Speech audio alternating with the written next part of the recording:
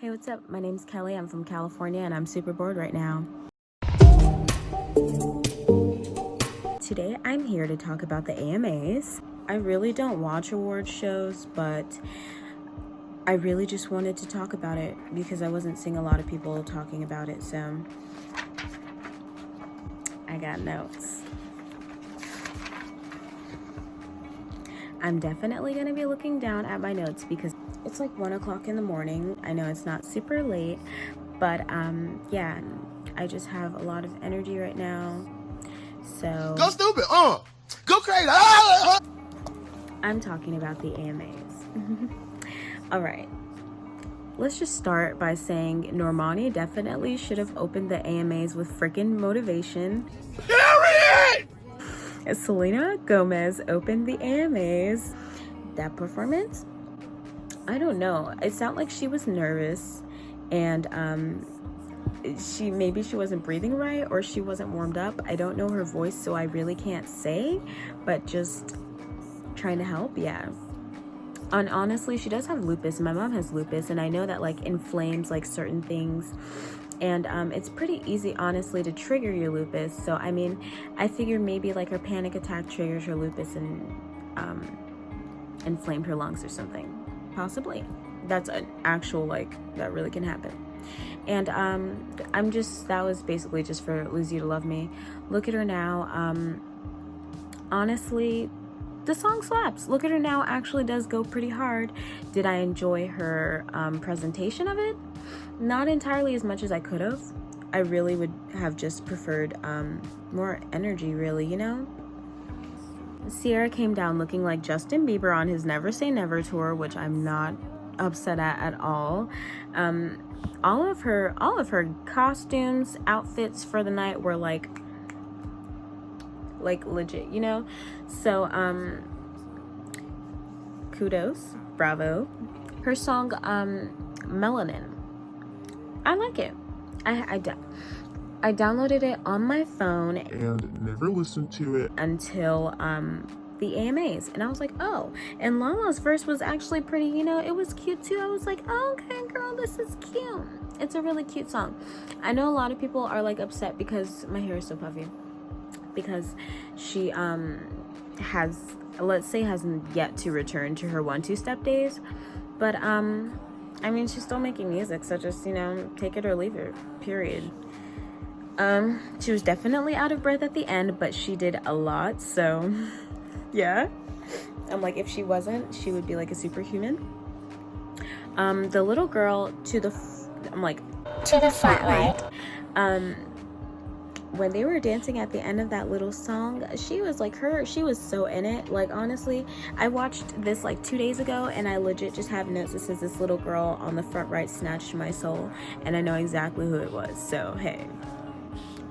Chadwick Boseman came out looking like he didn't want to be there again. Honestly, ever since someone or whoever made that like contemplation of him just not wanting to be at places, every time I see him he just looks like he doesn't want to be there, like. Oh, and wait, one more thing.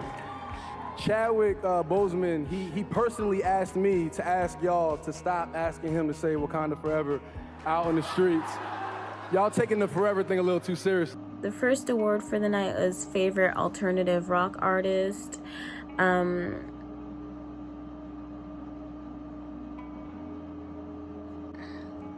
DATD. Big boobs. What? I know who it is clearly because I freaking put an acronym. Anyways. Child. Anyway, so Billie Eilish, Panic at the Disco. Oh, that's supposed to be Panic at the Disco. That's funny. Okay, so I have 3 people here. I don't know if it was 3 or 4. The nominations were Panic at the Disco, Billie Eilish, 21 Pilots, and Billie Eilish definitely took that award home, you know, as figured. Like, honestly, throughout this whole award show, I would just put like who I predicted was gonna win and who I wished it would win, and 95%, I'll say around 95% of the time, the person I predicted was gonna win would win. Then Constance Wu came out to announce the favorite pop rock song. And the nominees were Halsey Graveyard, Post Malone's Sunflower, Lil Nas X featuring Billy Ray Cyrus, Old Town Road, and Panic at the Disco, High Hopes. And so I predicted it was either going to be Halsey or Post Malone, and it actually ended up being Halsey. But I was like, 112% fine with that because I F with her.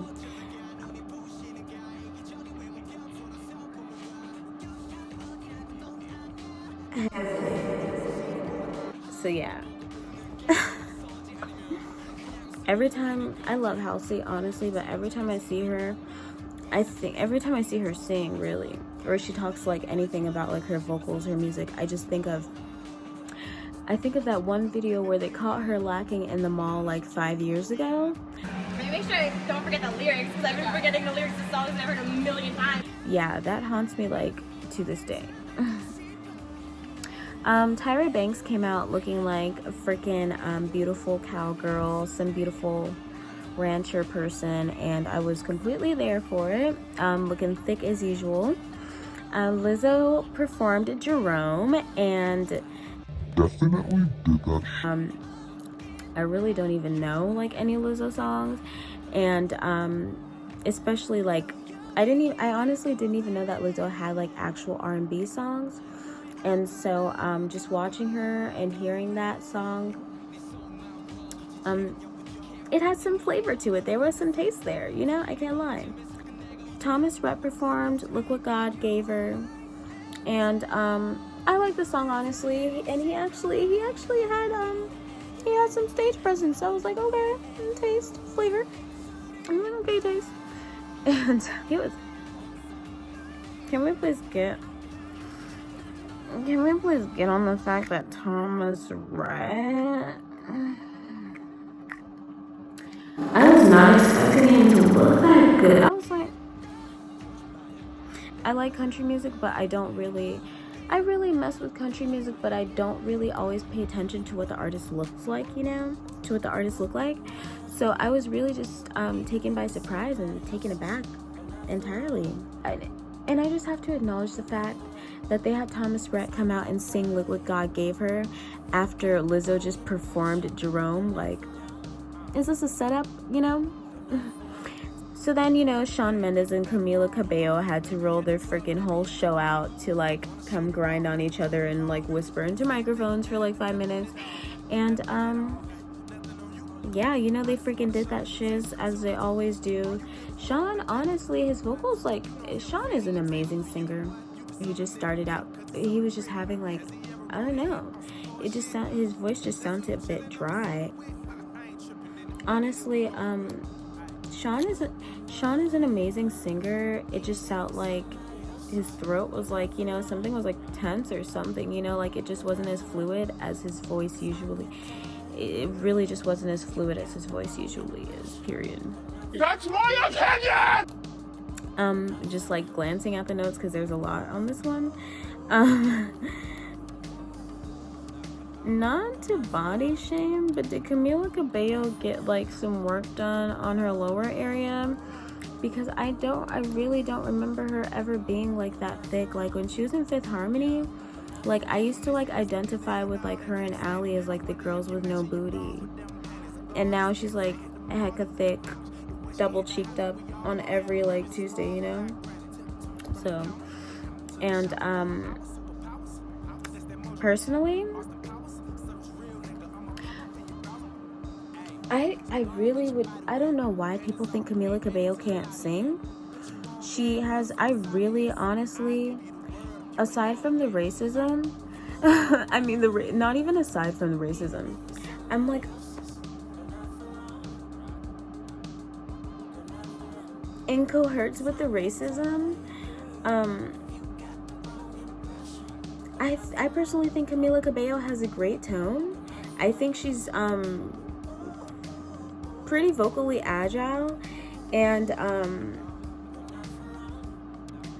I like her runs. They're pretty, complex. I can, but so yeah, really, I just hear a lot of people say that she can't sing, and I'm just like, Who? Camila Cabello, you know, like, she sounds okay. She sounds fine. Period. So next we have favorite pop rock album, and the nominations for that were Ariana Grande, Thank You Next, Billie Eilish, Where Do All the Good People Go When They Die? I think that's the title, and Lover by Taylor Swift. So I honestly predicted Ariana would win. I really don't know her to have taken home any awards that night. She really didn't take home any awards, but I mean, you know, the songs were like such a hit, you know, like I just figured they'd be like, she would have gotten something there, you know. But no, Taylor Swift Lover actually received the award, and I felt that because I don't listen to Billie Eilish, so you know, and I didn't listen to Thank You Next, so let's elaborate on Taylor for a second. I do believe she should own her masters. It was definitely a bit tense when she started getting into it up at the podium. Yeah. So then Kesha and Big Freedia came out and she performed her song Raising Heck. And I personally, you know, I'm not a super religious person, but I mean, you know, I'm one of those Christians that like is most likely not gonna listen to a song that has like a title like that, you know, or especially like anything talking about something like that. Like I just don't want to do it, you know. Like the song's okay. It was my first time hearing it, you know. I just really didn't care for the set and the costumes that much, you know, just based on the nature. But other than that, it was cool, you know. Like it was a cool little performance, and I'm glad she did TikTok because I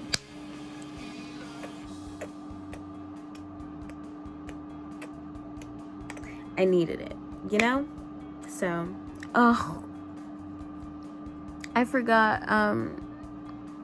forgot she did a kick line at the end of TikTok. I didn't like this. Am I being too judgy? I didn't like the kick line. I just really she looked like she was like dying like with every kick and word. So I mean, you know, it just looked like torture really, and we couldn't really understand what she was saying. That like, I mean, if you know that, we all know the song, so it's like, yeah, I know what she's saying, but it's like I would like to hear her say it and sound like it's supported. I would like to hear a supported note over like a freaking out of breath jumpy one, basically. So yeah. Paula Abdul came out looking like the baddest grandma to ever exist. Hashtag blessed. Waist was snatched. Period. Toni Braxton came out and did Unbreak My Heart and Legit.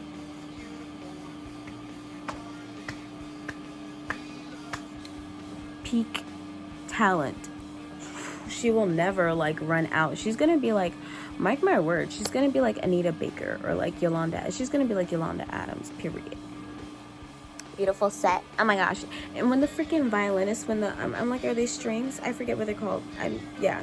When the fucking strings, like at the end of the song, when they were like all up in it, like, oh, like, you know, I was like, excuse me, I'm getting slain. Like it was just the flavor, you know? The flavor, the taste, it just jumped out. The flavor, oh my God, it's so real. Like, oh, Billy Porter. When Tamar was singing, when she was singing Unbreak My Heart, Billy Porter legit looked like he was like ascending to another planet.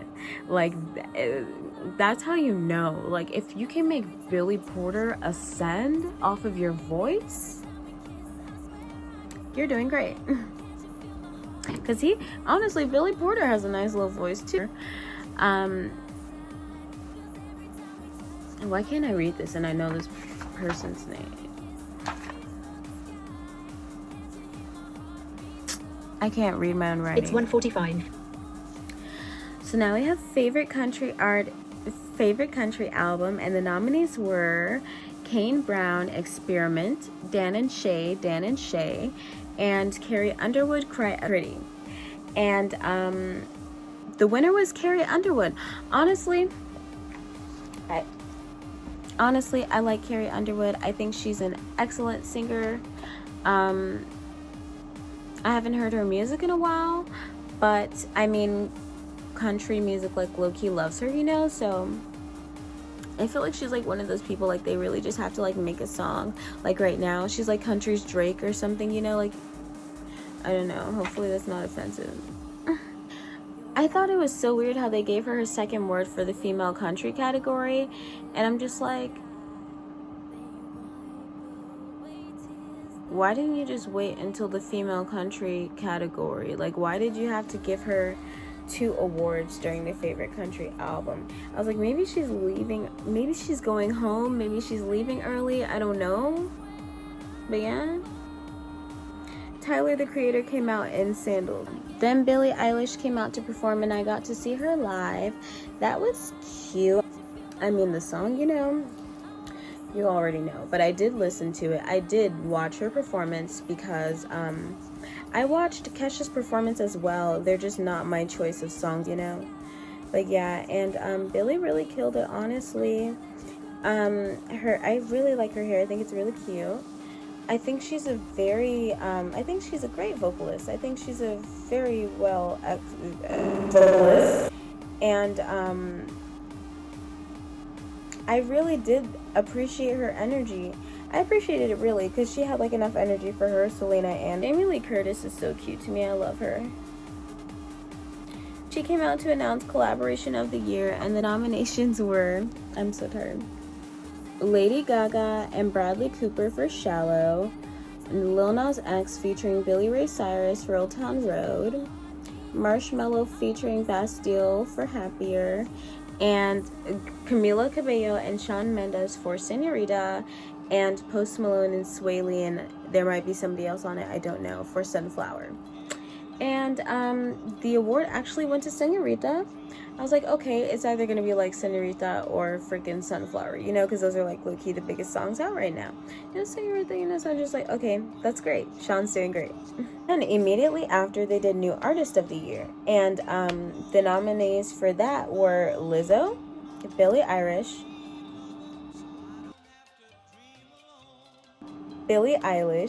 Luke Combs, Lil Nas X, and Ella Mai.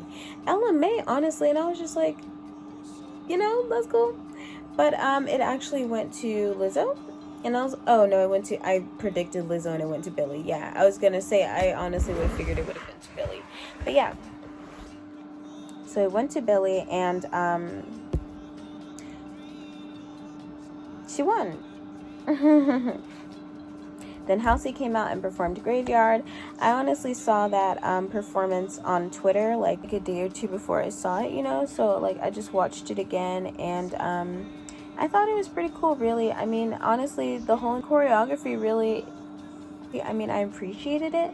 So right after that, Green Day came out and did a freaking Bon Jovi tribute, and that I didn't know like any of the lyrics to, and then they finally decided to do Basket Case, and I was like, okay, great, because I love that song.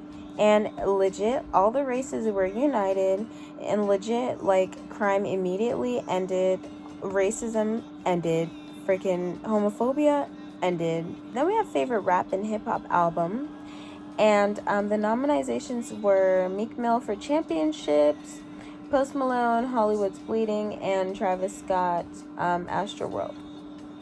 The winner was Post Malone. I assumed it was gonna be Travis Scott or Post Malone, honestly, but I figured it would be Post Malone. Travis Scott was just like the second choice, really. I love grapes.